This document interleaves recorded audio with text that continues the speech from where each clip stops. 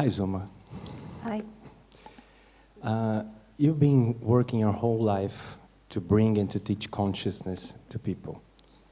Right now, you are in your School of Consciousness in Mallorca, and when you look at the world of all the challenges that humanity has been facing, what would be your main message to all people? If you could address the whole world right now, what would you tell people in terms of bringing consciousness in these very challenging times? Well, I think the most important thing is that people recognize the power that they have. And the definition of power has got to be very, very clear. It is not brute force. It is not aggression. It is a power that comes from being whole. In spiritual terms, it's the power of the soul self. But in common parlance, it is the voice of humanity in you, in each of us. A humanity that can only be attained once we go over the dialectical obsession that our world is in. Everything it's logical. We have to follow reasoning, linear reason, one misses the in-betweens. So the whole school is about sensitivity, but sensitivity in order to see. To look is what I tell people. Look at what you're doing, look at what you're saying, look at what is happening. But we look with very superficial eyes, and the we that I'm using right now is the collective world. We look at surfaces, we look at appearances. There's no really talk about quality control in so many things. There's no real quality. And we're missing that kind of humanity, that kind of perception. Very often, I'm getting to the answer just a little bit at a time. Very often I'm saying in an argument with another person, there is so much emphasis placed today on respect. You need to respect me, I need to respect your difference. And it stays there, and everybody feels, oh, wonderful, this is very virtuous. We're talking about peace, we're recognizing the other. What are you recognizing?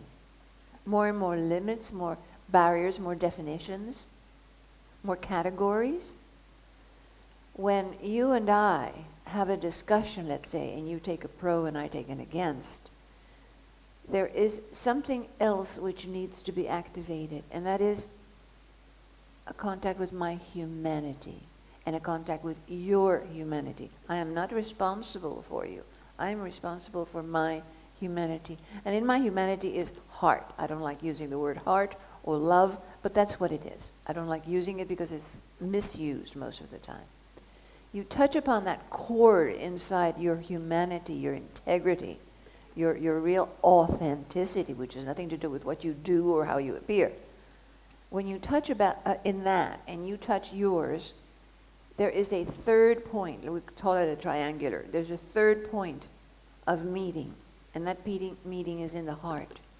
And at that point, your disagreement with me, my disagreement with you, doesn't have importance. It's there. It's part of the linear world reality, but it doesn't have importance. Primary importance goes to the oneness, to the humanity, to the listening to one another. And we don't stop to think enough about this. We don't listen to one another. We don't feel one another. So this school is an attempt that I've had, for a long, long time, after being in all kinds of therapies, after doing so many kinds of meditation, and coming to the conclusion that meditation is being human. This school is an attempt to call upon the leaders of the world, in whatever form of leadership they're assuming, be it in the school, be it through the books, be it through the contact that the students will have with the outside world, that there is more to you individually. It starts there. There's more to you, and that you is humanity. So for that, I don't want to take up all the whole space here with this dissertation, but this is why we're in the school, we're working so much on unclogging, on unveiling, on revealing what might be fearfully called today traumas, which is what life is about. Everybody's got traumas. And getting to the bottom of why we are so afraid and worried about being seen, about being spontaneous, about being honest, about being vulnerable, about sensitivity. And the school teaches you that in many different ways. We go around the entire personality, the structure, the energetic structure, the different dimensions of being, different kinds of mind. It's a long expose, which is not as long as it really should be, because it's the beginning of a whole life of awareness. But to familiarize the student that I am much more than what I appear to be, and so are you, that life is beautiful, that I have power to change things. I was thinking the other day that what is the difference between meditation today and meditation as it was taught and conceived 20 years ago, or more than that when I started. Before, it used to be a place to find relief, to find maybe clarity, but basically it was relief from the world, a place where I can go to and nourish myself and find silence and beauty and just a breather. Leave me alone. I want to relax and feel and be. Now, meditation has become a way, that third way, of seeing the world and taking action. When I started out, meditation was not so active. I mean, there's a service, a la Mother Mira, but there was no need, let's say, it wasn't so blatant, the need we have today in our world to become involved. We can't just go off into the Himalayas and retreat there, or let's say to the jungles of Oceania, wherever we go. We need to come back down, as the old Zen saying goes, come back down from the mountain and into the city. Come back down from the heights of bliss and ecstasy that we find on our own, and come into the mud, into the cities, into the slums, into the political messes, and make our voice heard. But how are we going to make our voice heard? In the same way that everybody else is doing it, yelling and screaming and buying people? No. We're going to do that by being genuine, being ourselves, being in that humanity. This is much more easier said than done, because it requires facing up to a lot of what our lives have equipped us to do, which is putting a lot of screens and categories and bundles and backpacks and conditions, and of course beliefs and fears. So in our school, the basic thing is to discover that humanity in you, to dare to be, and to dare most of all to love.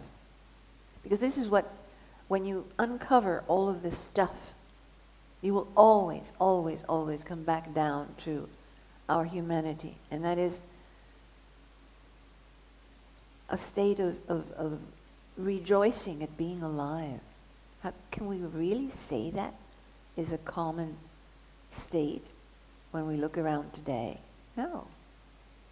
So I think the school exists for that, and the teaching exists for that. It's to come back out into the world and really be a service from that perspective of vulnerability and clarity that we attain once you get rid, in our school we call it the egoism of the ego.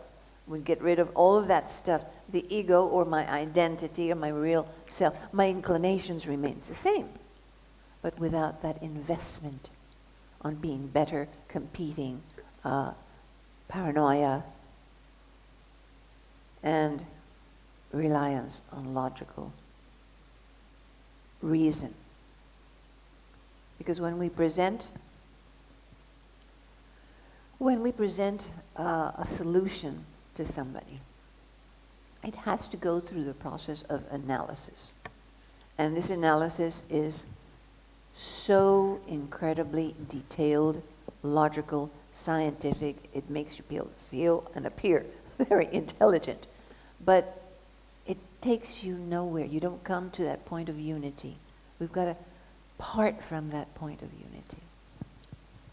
Thank you, Zulma. I think what I hear you saying is that in order for us as a society, as humanity, to move forward in this crazy space that we find ourselves in, is to really come back to that humanity, that heart, that who we are. And yes, I'm a scientist. I can go up here and talk about all of those theories and things, and it's very helpful to go there.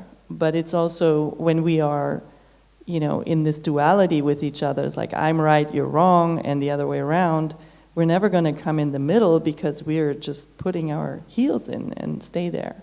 So you're saying that this is really the best and only way to just realize that we're human. Thank you. The other day I was reading this comment, very, very important, I think, and very terrifying comment about our world situation today, and how we can see the signs of what is coming. And in a related article, I also read what the signs were before the Nazi regime fully took over. And when you look at one and you look at another, you go, oh my God. But still, the people today, like they were in the 60s, in the 30s in Germany, they still do not believe in the signs. They believe in, actually it's more comfortable to believe that the things are going to work out, or that even diplomacy or that democracy is going to work. The system is not going to work because the system was created, at least in America, it was created by mystics, by people who were initiated precisely into what we're teaching in the school. But those people are no longer the people who are following the Constitution. It's a beautiful piece of idealistic endeavor for people who are able to follow the ideals as they originally stood. That does not happen. And I'm only taking that because I know that the Constitution, I don't know the other countries, how they work, but everybody's got their own ideals set. But who is running the country, and why, and how, and why? Why has the power become the way that it has, so absolute, so inhuman? And that's why I say, look, just look at what's happening. And if you can't find a scientific conclusion or solution, go with your feelings, because the solutions are not in the head. It starts in the feeling. Then we will call the scientists, and the scientists will all contribute to what needs to be said or done, a political scientist, the economist, etc. But we don't start from that point.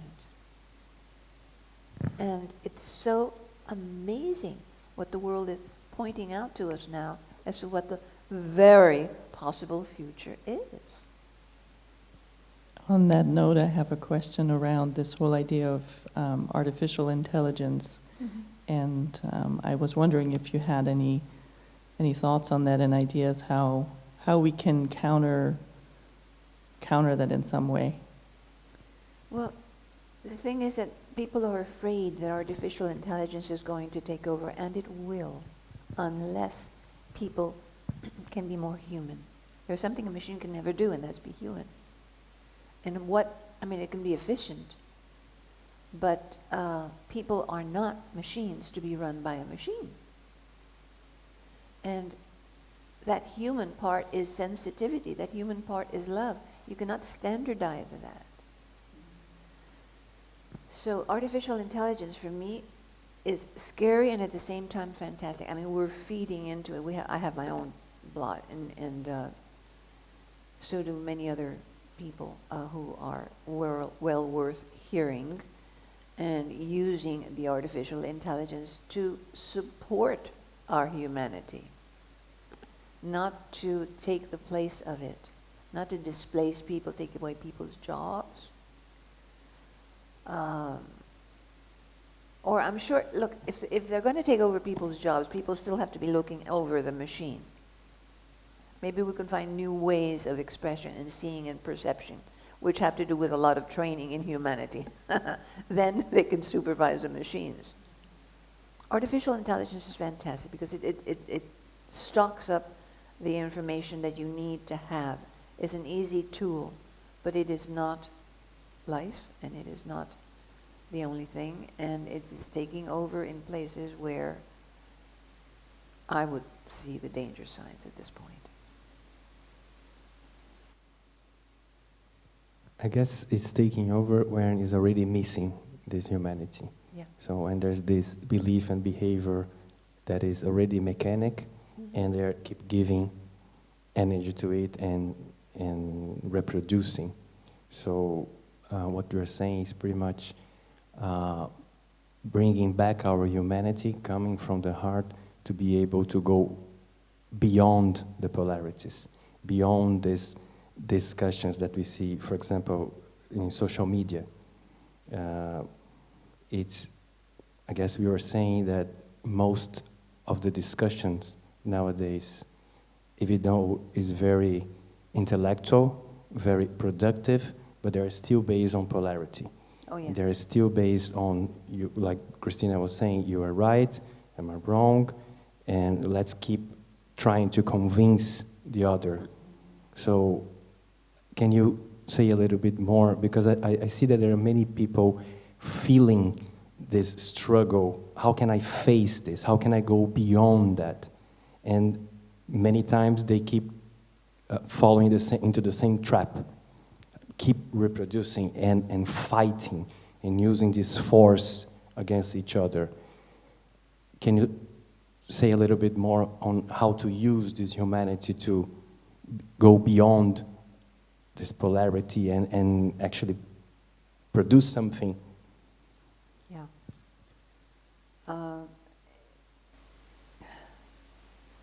We would need to understand a little bit what spirituality is. And you use the word heart again, which I'm very reticent on. I mean, love or heart doesn't just mean bland feeling emotion or pretty things. Heart is tough. Love is tough. Love is truth. And it takes people courage to love, because you have to stand for yourself, for humanity, and sometimes for the other who can't stand up for themselves. So you have to be extremely courageous. You can't want to be loved by everybody and fit in. This is where we're moving to this collective reality where we're all alone, standing on our 2 feet. Alone doesn't mean apart from, it means all one. And we're thinking for ourselves, and then we can come together. Of course, we may disagree in this point or another, but the purpose, the ideal is there. The purpose is to go beyond this polarity. Matter, our world of matter, the 3 dimension, everything we do, our relationships are based on this polarity at the physical level. What is falling in love? Taking away the connotation of the sexual element, which goes a little bit this way, a little bit that way. Falling in love when you just know, I just love this person, no matter what they do, what they don't do, whatever it is. There's a feeling which is beyond words. That is spiritual. That is spirit recognition. And if we could love in that way, we'd be able to really talk then. You have to use both mind and heart, or let's say spirit. And when you recognize that everything that divides us is based on matter, it's almost like we're acknowledging and reinforcing that the human being is flesh. Flesh guided by a brain that we don't know who runs the brain, but anyway, the brain is supposed to run itself. I mean, it's ridiculous. A person has got to be guided by something beyond this physical apparatus. What is that beyond? We're beginning now to talk about consciousness. Still nobody knows what it is. It's a field of energy. I mean, when are they going to start acknowledging that there is intelligence, that intelligence is so central, and that there are levels of intelligence, and that there's greater intelligence beyond our own little intelligence down here? And even if you don't believe in God, believe in that highest version of spirit, soul, self that we call, that is guiding you down here, but it can't get through. There's so many lines of obstruction. There's so many levels of blockages, filled by beliefs, filled by convenience, filled by the fears of matter, in the world of matter. We're surviving in a world of matter. In the world of spirit, there's no such thing as surviving. It's because we're identifying with ourselves as physical flesh beings. This is our dress. We're wearing this so that we can have something to do with one another. But when I'm meeting you at a level of being, not doing. I'm meeting you at a level beyond matter. And this is what love teaches you. A relationship in love may start out by physical attraction, but after that, when it falls really into a place of depth, you go beyond the outside. You go beyond the material level of polarity and attraction and the play of opposites. To come into the space of oneness, which is the law of polarity pertains to matter. The law of oneness, that fusion beyond the poles, is a world of spirit. It's like the electron doesn't merge with anything else. It's by itself. But the old atomic version of the atom, which is the body, is, the positive and the negative, and they forming cells, and then this and that and the other. I mean, even science has gone beyond the actual behavior of man. We have not caught up with science. Look at what it's saying. We use science to explain or manipulate our notions of how we want to run the world. We, big politicians and economists, etc. Science is pointing us to this dimension of spirit beyond the pole. And that's spirituality. One thing that we learn at the school here, at the School of Consciousness, that I think for me was a vital key part of my understanding was that the energy, the vital energy and the spiritual energy are coming together in our bodies, and that we have to actually take care of our bodies and be in our bodies and not just be in our heads. And, as an intellectually educated person, it was really something for me to acknowledge. I have this wonderful body, and I can actually do a lot with it because there is all this vital energy. And so in our world today, so many people, especially young people, are constantly on their phones. And I heard you say that, this addiction to all of these screens that we all have is basically taking the vitality and we're just giving it up. And I would love to hear a little bit more about how that fits into this whole other bigger context around, society as it is now, and everybody's just kind of being a zombie. And, how can inner alchemy really help to turn that leaf to help people understand and connect better back to their bodies and to themselves? Okay, help me out here. I'm going to take things in parts. I'm Yes. inevitably going to forget some of the others. Let's start with the body, and what does the body give us? And when we say here, you have to be in your body to be spiritual, you have to be in your body to become enlightened, you have to be in your body to do anything. Why? Now, people think of being in their bodies out there as being in a part of their bodies. Okay, you occupy that part, and that's it. And usually you know what part that is.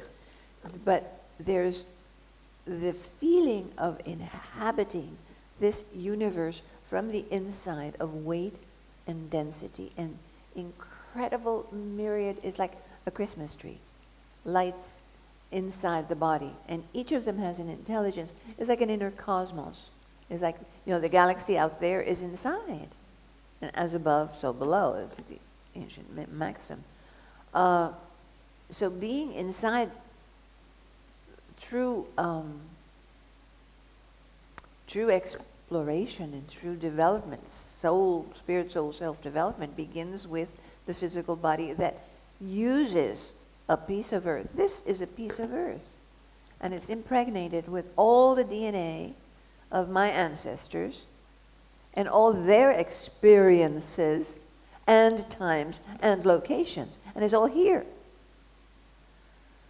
This is not just a theory. This is something that we actually hear and I have put into practice. I have tapped into in meditation. And we're trying to convey this to people. This is your earth. This is your entire planet. And your piece of earth has got to be returned to earth because it's going to be used again. Whether you get burned or buried or whatever. Forget about the means here, because in energy terms, it returns. And this physical body is connected to this mother planet. So I'm being fed all the time. We call it the ascending force of energy, the subtle energy body. And it's connected, it's constantly flowing into us and giving us its sustenance. We're breathing in through oxygen in the planet and from the plants and from the flowers and everything else. We're breathing in. And we're receiving from up there. This is all in the alchemical alignment. This is our master practice. So this earth that we're feeding into our own earth is the source of healing, and it also is a source of power. Because when a person starts the path of development, has to unite all the power that is in us, and it's all in the body. It's in the cells, it's in the memory, it's in the way the body is connected to. It's got certain centers of power. I mean, do the chakras do anything? No, they don't do anything. You do it. That person, that individual voice of conscience, of consciousness that inhabits each of us, that descends, I call it like descending because it's connected to so many other levels of my own perception. That is using this matter, and it needs to move with this matter. And when I collect all of the places that I've blocked and ignored, I've got a lot more power to what? To ascend. And what does ascend mean? Not going, ciao, forget everybody, I'm going on a holiday. No. It's to ascend and embrace each time wider and wider scope of life, of planetary life. And that's power. That's real power. The power of light. And that's where you do no longer begin to see the polarities. You see them, You see them. They're part of the mechanism down here. But there's something which is much greater that is flowering. There's something much greater than the bee and the pollen to fertilize a flower. There's the power of the flower itself, which is blooming inside in an atemporal moment in time. It's the law. We don't know about law. The world out there doesn't know about law yet. And we won't know as long as we're obsessed on the outside and on fighting with one another, on being better, on not looking and not feeling. Okay, that was one part. You talked about the cell phones and... Yeah, and so, I mean, how does this all come together around the phone? So the vitality is basically for us to feel joy, to feel life to the fullest, both ends, pain, joy, whatever. And then you just talked about the energetics and how we block ourselves. So these things that we invented for us to make our lives easier are kind of stealing away some of the vital energy. Is that how you see it? Yeah, you could say stealing. It's a misuse. See, if we don't know who we are, or let me put it this way, because who immediately gets into the identity crisis, which is another BS of our times. What I am, what you are. What you are is intelligence, is consciousness. It goes beyond your description of gender, culture, anything else. And if we address that, we come to the answer and to the solution, which is there's something greater guiding us, and that energy is precious. I've got to take care of it. Like you were just saying, you have to take care of your body. This is what I'm saying all the time. We have to take care of our body because it's our temple, and it's what gives us, as I said before, the energy, the power to reach and use our faculties, which are not there fully blossomed. We have to develop them. We have to develop ourselves and how to learn the machinery. There are no manuals on how to live, on how to run your body, on what real intelligence is. So you've got artificial intelligence, which is at the lowest level of information. You've got very sophisticated robots who can run, I don't know, spaceships or whatever. But that is all mechanical. It might even use deductive reasoning. It might get to more sophisticated ideas. But it does not have that impulse to love. It does not have that impulse to feel joy or ecstasy. And this is what we're being robbed of. Who is robbing us? We ourselves. Misinformation. And as long as we're relying on a text, I know people who are walking around like this all the time, and they don't listen. They don't see what is surrounding them. And unfortunately, our younger generation is like this. Is technology stealing from them? They just don't know. Are they looking for And themselves we have to somewhere talk. else? Are Yeah. they looking outward? Yes. Yeah. Yes, absolutely. That's a good way of looking at it. They're looking outwards. They're looking in other symbols for what they're lacking inside to complete them. It's 1 + 1. It's addition. It's linear. It's still material. And I just think those who can begin to awaken, which is why we're working so hard in this center, and we know it's not for everybody, but we hope that everybody here goes out and multiplies this. It is in a terrible state of self-ignorance, which is bringing our world down exponentially. Something absolutely horrible. So, I don't know, some of our younger people here talk.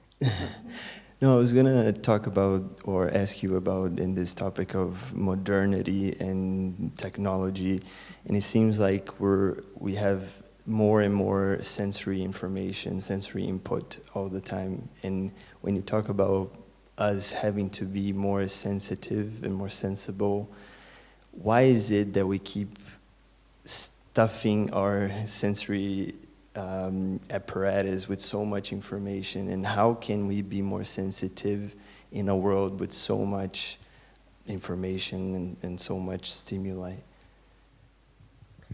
Again, it's the spaces in between. I am amazed daily, I should say, at the stupidity of the human being who doesn't look at the evidence. Now, we have Matrix, right? And this is a great big, everybody loves the motion picture. There's many more Matrixes being done. I even have a book coming out eventually. It's called Matrix.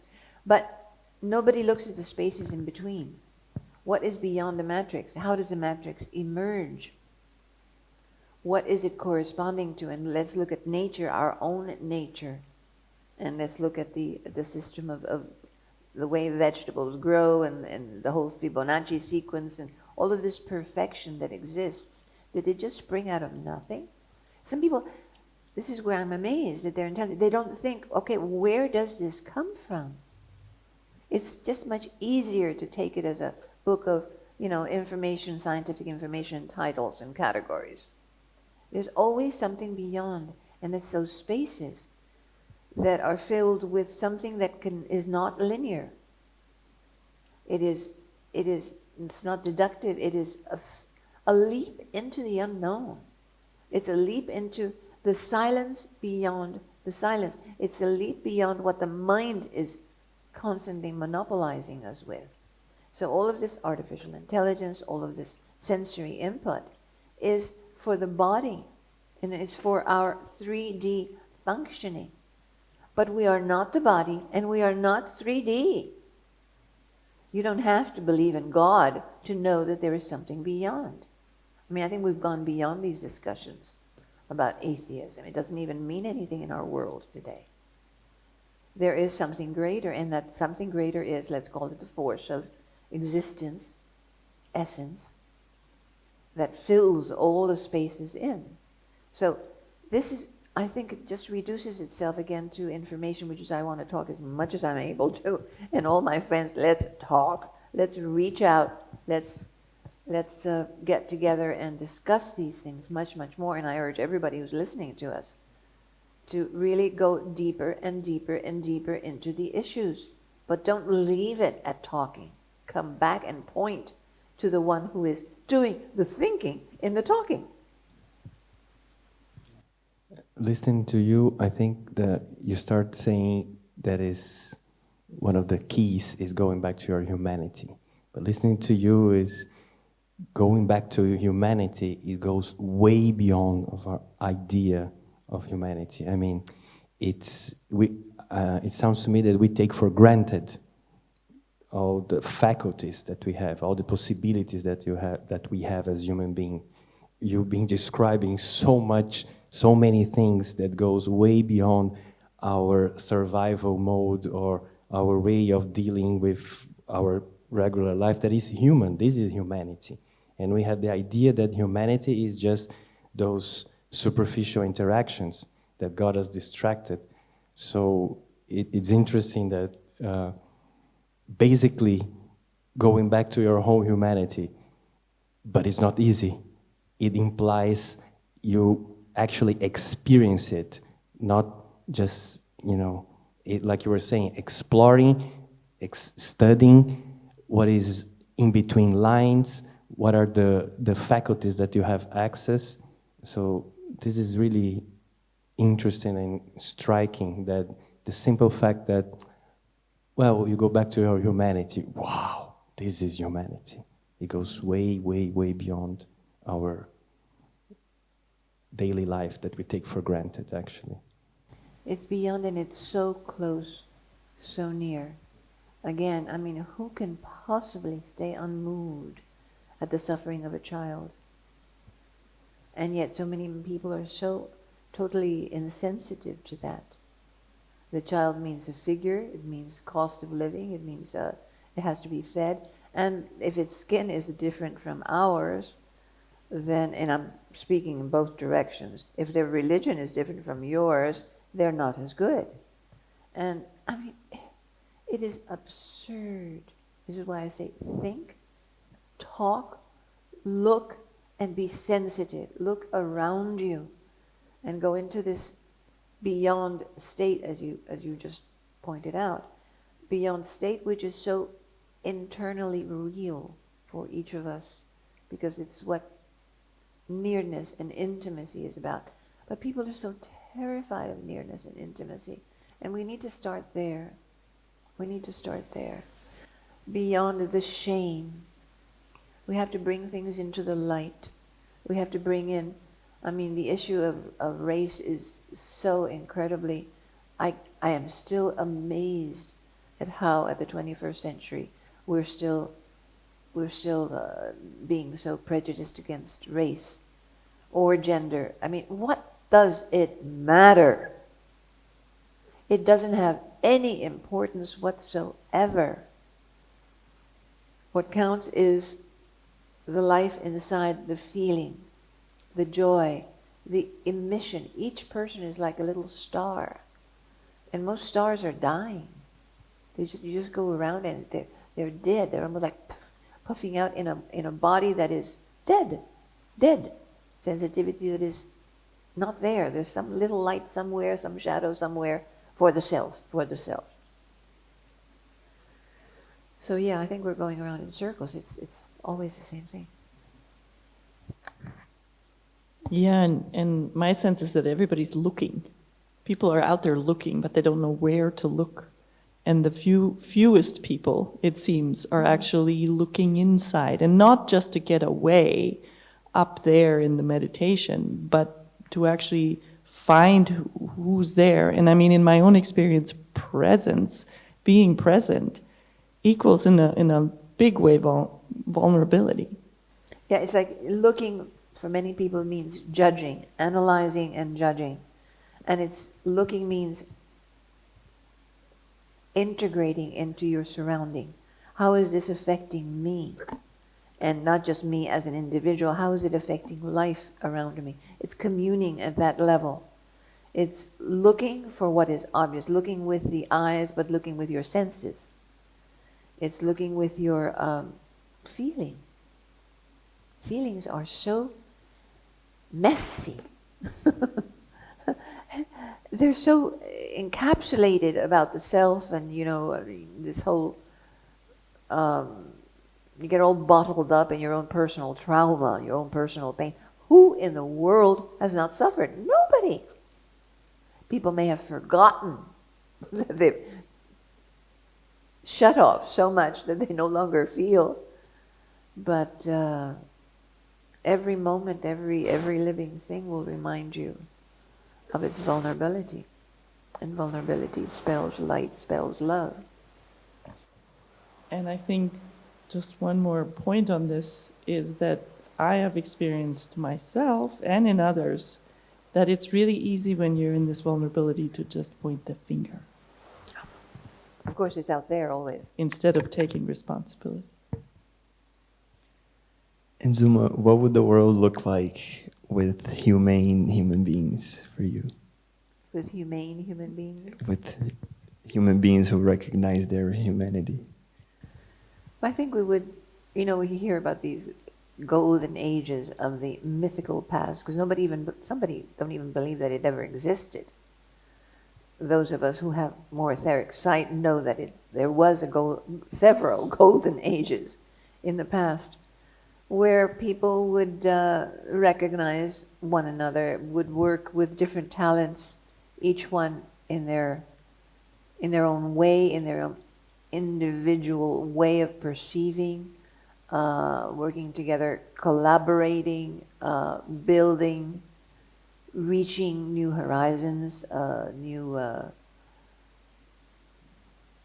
creations, and even technology that would enhance the whole.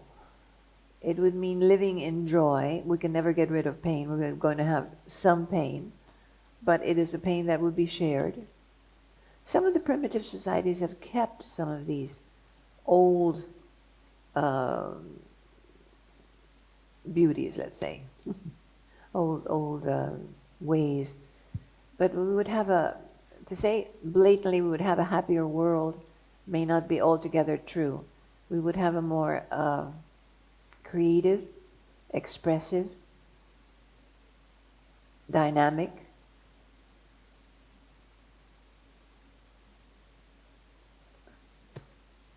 instead of happy, joyful world. I think every one of us can conceive that, where things would be looked at naturally, and things of the body would be recognized as the body. Society would be recognized as one large body, and beyond that would be recognized the different dimensions of being in which each of us participates. And we would meet there and we would meet here. We would meet at different levels. And not everybody's going to be always at the same level, but it takes the more illumined human being to recognize that humbly and lovingly, and teach those who are not quite there a little bit more that there is a greater, wider world out there, one of spirit. Because there is no division. The division is within us. Because many, many things in the world are happening now, even natural disasters or politicians or whatever. So that means that humanity is ready? Oh, my love. If I answer directly, I would say no, but it is my responsibility getting it ready. So the answer is there. I don't care whether it's ready or not, I'm going. I'm going forward with whoever is ready to jump on the bus together. And what I heard you say just now is that, in the end, it all comes back to this definition of love that you gave earlier around, we accept the other person the way they are, and we love them the way they are. And whether they're at the level we want them to be or not, we have to just open to that. And that's love. It's not about you do what I want you to do, and then, Exactly. And it's not that I love you because you think like I do. You may think totally differently, but I love you. And that enriches me. It gives me more perspectives. It gives me different facets of the diamond. And that's respect. What is respect? An attitude. When it comes from the heart, it is an acknowledgement and an embrace. So whether you think totally different from me, I am still embracing you and you are still embracing me. And that's what will bring out the fruits upon the world, upon the earth, not our differences, which are interesting. From a biological, ecological perspective, Yeah. I've always marveled at this idea of how diversity is energetically higher frequency than non-diversity, and I'm not trying to judge that. I just think, the more diverse we are, the richer we are. And the more we can, tap into whatever we need to tap into at the moment that we might need. Yeah, I think that's a good definition of how the world would be a better world. Yeah. Yeah, so it's pretty cool. Yeah. If we thank could you. just live it. Oh, we're getting there, and we're not. Those of us who are sitting here, we're not stopping here. And I will not shut my mouth ever until the day I die. And it's interesting in this idea of readiness. I feel like in a way, even though a lot of us get afraid of all these technological advances, if you look at it from a neutral perspective, it could be taking us to this better world, because we could replace the jobs that are so mechanical that a human being shouldn't be doing at the first place anyways. So it's just, are we ready to allow this to happen in a way that everybody else then can have space to do what their soul is calling them to do, to be creative, to love, to share, to enjoy. And I think it's totally possible, and I feel like we are going there, even though there is a lot of resistance, and that's why. Spoken with the idealism of youth. Yes. It's beautiful. And I'm not saying it isn't real, but we have to act also. We cannot just say it's moving in that direction and how beautiful. It's I have to do my part. And we're still building, and that whole depends on our building here now. And we cannot just be complacent about it. Something that you said at the beginning, that meditation is becoming or should become active, a way of bringing, taking back, embodying our power and acting. So could you say a little bit more? I mean, what you just said is not just imagining, envisioning a possible new world, but actually we need to act right now, but coming from this different place. Yeah. Meditation isn't a doing. Well, let's put it this way. It's a doing in order to reach becoming or being. So whatever, it isn't just sitting silently doing nothing and the grass grows by itself. That is ultimately at one higher dimension true. But here, there's all the little ants at work. And meditation means reaching that silence beyond the chatter of the mind, where everything, your whole organism, you are living inside this planet with billions and billions and billions of little cells, intelligences, remembrance, DNA of all of humanity inside you. Okay, here you are. You're lighting up, and everything else lights up with you. And that lighting up is speaking of the history of the past and of the possible future, but it's also speaking of the present. And in this time where there is a time, not in that time up there where there isn't. In this time, we need to move. And instead of trying to figure it out and getting so overwhelmed and I love it. I love it. I go into this kind of thinking, but then I have to bring myself back here and do my little thing each day, put my little stone in its place, me my way, you your way, and incentivizing everybody to do that. Or we're not going to get out of this. We're going to go back into, because if you look back in history, not everything has been beautiful. There's been, why are we the way we are now if we'd had such glorious past? Because people forget. People go into their sensory, physical, material, linear, polemic, polar worlds and interests. Something that I see many times is this contrast between people who are at the space of envisioning and meditating, of projecting a new word or an idea, and the activism, the people who are totally immersed in doing for good, social change. I guess what you are saying, how can we combine those two things so we have more power to actually change things? Because what I see many times is that all the people who are trying to change, they are getting exhausted, they're falling apart, they are struggling and even killing themselves. And how, I guess that this is kind of the key. How can we bring this space and renew our vitality coming from this power and then change and then keep moving forward? Well, this power, we have to recognize that there's several synonyms that go with it. Power is love. Power is seeing and knowing, all at the same time. The power that I'm talking about is that power that you reach when you let go of the idea of who you are. You enter into that silence.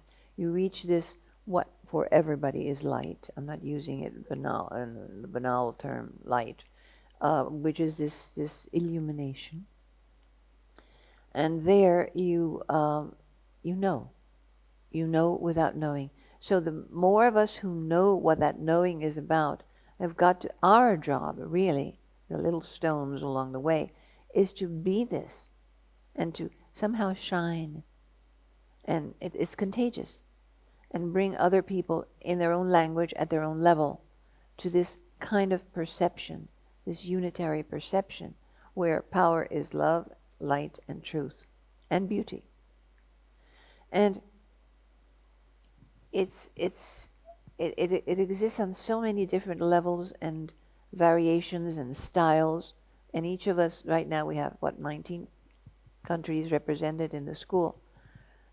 Each one of those 19 countries is going to reach out to all the hundreds of ethnicities and cultures in the world, and bringing in a little bit of light, each in a different reflection. Those who can see must share that insight.